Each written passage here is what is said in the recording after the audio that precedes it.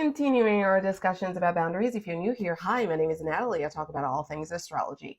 Link in bio if you wish to schedule your private astrology reading with me. You can also watch all of my content on YouTube. I have over 1,000 videos there. Follow me on Instagram as well as Twitter. Everything is at Intuitive Healing with an N. This is part 2 of our discussion about boundaries. The first video that I made basically explained what boundaries are, and it's basically a line that states limits within relationships. Today, I want to talk about the different types of boundaries. So I previously mentioned that boundaries separates where you are versus where I am. What's your business versus what's my business. Now, depending on the nature of our connection, I may not necessarily want this to be a firm line. Sometimes I may want you to come visit me, and sometimes I may want to visit you.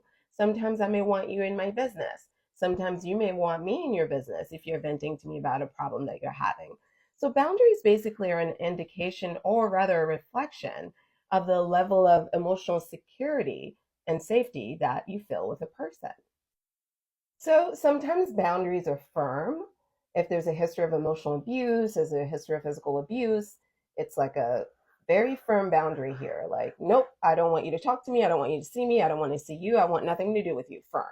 Sometimes boundaries can be a little bit open, where I don't mind sharing some things with you, but you're not necessarily like my best friend and you don't need to know everything about me.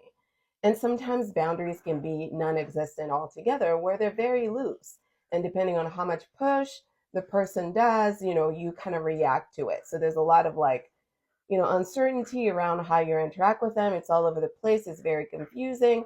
And naturally, that leads to emotional issues, right?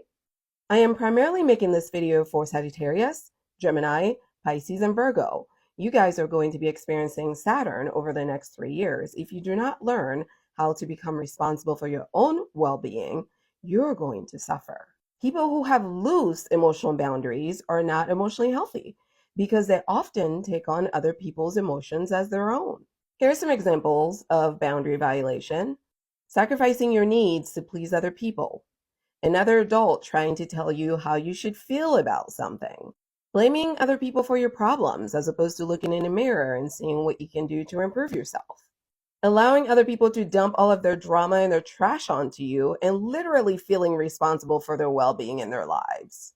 People pleasing, trying to do everything perfectly and being a perfectionist and performing for people's validation, trying to fix and control other people, avoiding being alone, can't say no, stay in unhealthy, toxic relationship. Yeah, that's not good.